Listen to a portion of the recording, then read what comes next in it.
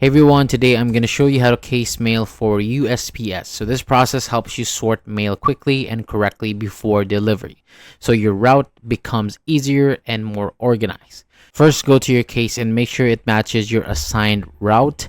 Each slot represents an address or section, so it's important to follow the correct layout.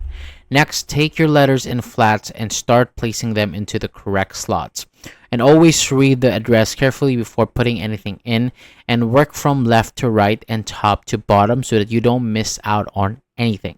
And as you continue, keep your pace steady and stay consistent. If you see mail that doesn't belong to your route, set it aside instead of forcing it into a slot. So once everything is sorted out, check your case again to make sure nothing is out of place. So this helps avoid mistakes when you're out delivering. And finally, pull down the mail in order, bundle it neatly, and get it ready for your route. And that is it. That's how you case your mail for USPS in a simple and organized way. Thank you so much for watching. For more videos like this, hit the subscribe button below, and I'll see you on the next video.